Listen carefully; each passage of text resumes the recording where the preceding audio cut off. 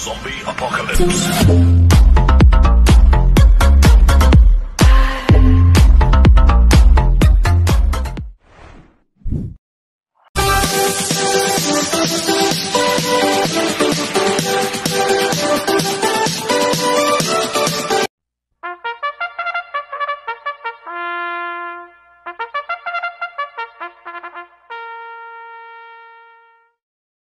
Magandang araw po mga bayang karerista.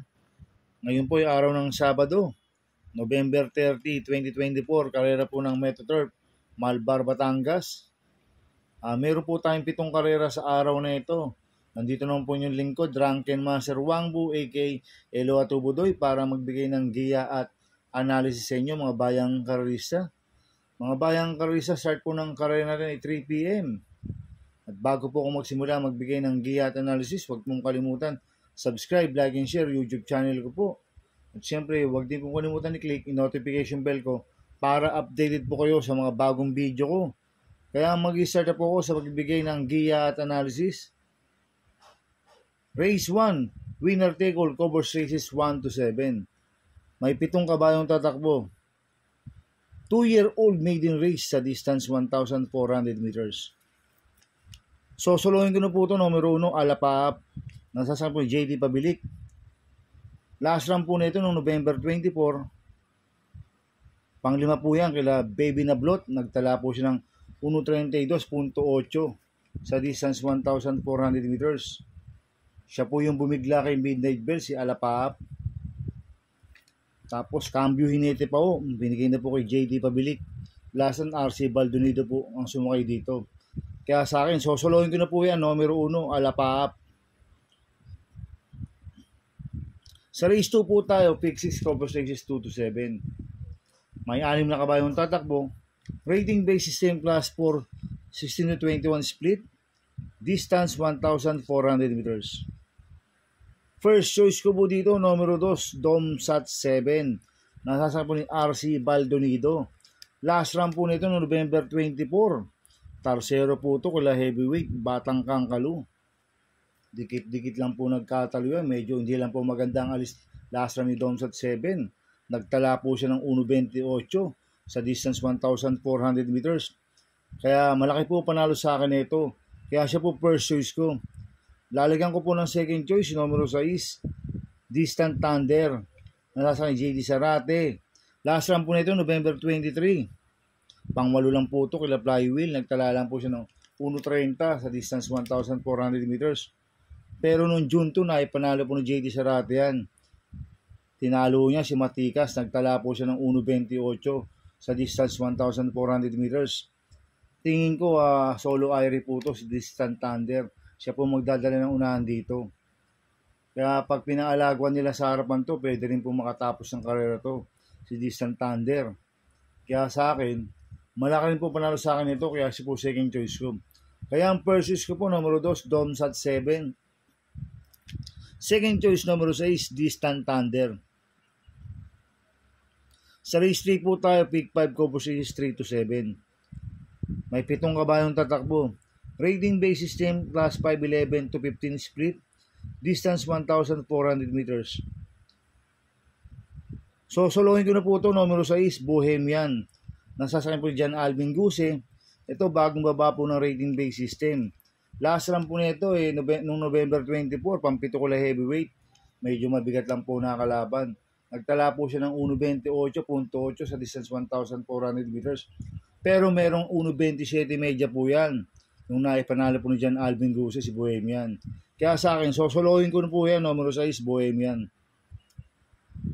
Sa race 4 po tayo, pick 4, covers races 4 to 7. May 6 na kabayong tatakbo. Rating base system class 5, 6 to 10 split. Distance 1,400 meters. First choice ko po dito yung nagbabalik na numero 1, Princess Isabel. Nasasama CB Garganta. Ito nag-barrier trial po ito noong November 15. Tarsero Lakatbel nagtala ng 1.20 sa distance 1,200 meters. Pero last run po na ito noong July 6, pang-4 kila One of a Kind. Nagtala po siya ng 1.30.8 sa distance 1,400 meters. Pero meron 1.28 media po yan sa 1,400 meters si Princess Isabel. Kaya malaki po panalo sa akin ito. Kaya siya po first choice ko. Second choice ko po, numero 3, Lightning Bolt. Nasasakay ni Mart Alvarez. Last run po na ito, November 20. Pang-apat po siya kay Adorable Felicia. Nagtala po siya ng 1.17 sa distance 1,200 meters. Pero noong September 25, naipanalo po ni Mart Alvarez yan. Nagtala po siya ng 1.31 sa distance 1,400 meters si Lightning Bolt. Kaya may panalo rin sa akin yan. Kaya siya po second choice ko. Kaya ang first choice ko po, numero 1, Princess Isabel. Second choice, numero 3, Lightning Bolt. Sa race 5 po tayo.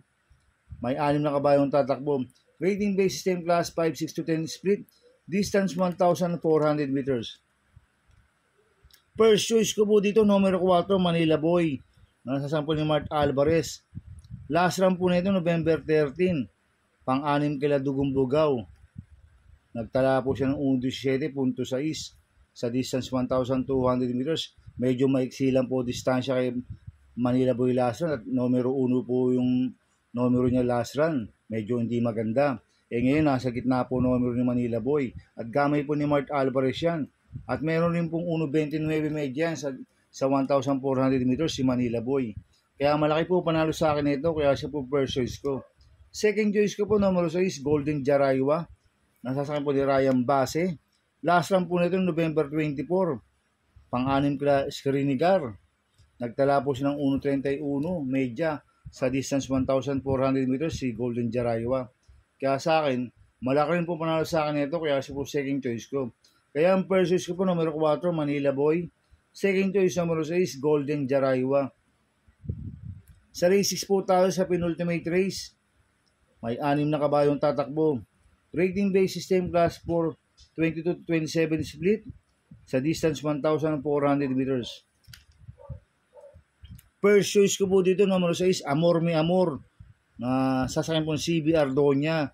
Last run po nito, November 15. Tarsero po ito kila Asyong Grand Laughter. Nagtala po siya ng 1.13.8 sa distance 1,200 meters.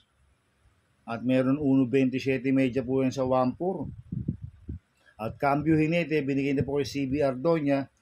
Lasan, JB Bakay po sumakay dito. Kaya malaki po panalo sa akin ito, kaya siya po first choice ko. Second choice ko po, numero 1, Aisaki. Nasasakyan po ni Kelvin Abobo. Ito, galing sa panalo po ito noong November 15. Nagtala po siya ng 1.14 sa distance 1,200 meters. Ang tinalo niya sila Manny Bipani, Distant Thunder. Ang nagpanalo po dyan, Alvin Guse, ngayon ang papatong Kelvin Abobo. Maganda post position niya, nasa balya. Pwedeng siya po magdala ng unahan dito. Ang kainaman po sa kabayan na to, pwedeng iuna, pwedeng isunod, si Isaki. Kaya sa akin, may panalo sa akin to, kaya sa po second choice ko. Kaya ang first choice ko po, numero 6, Amor Mi Amor. Second choice, numero 1, Isaki. Sa race 7 po tayo sa last race. May 7 kabayong tatakbo. Rating base system, class 3, 40 to 46, 47 to 53, merge sa distance 1,400 meters. First choice ko po dito, yung nagbabalik na numero 3, Perfect Delight. Nasasakay po ni JD Pabilik. Ito, nag-barrier trial po siya noong October 2. Nanalo siya, nagtala po siya ng 1.6.8 sa distance 1,200 meters. Pero last run po nito no May 12. Segundo kay Prime Factor. May 1.39 medya sa milya yan, si Perfect Delight. Kaya sa akin, malaki po panalo sa akin ito. Kaya siya po first choice ko. Second choice ko po, numero 4, Euroclidon. Nasasakyan po ni Ryan Base. Nanalo po lasa niya November 13. Nagtala po siya ng 1.12.8 sa distance 1,200 meters. Ang tinalo niyan, si Black Star at si Life Gets Better, si Euroclidon.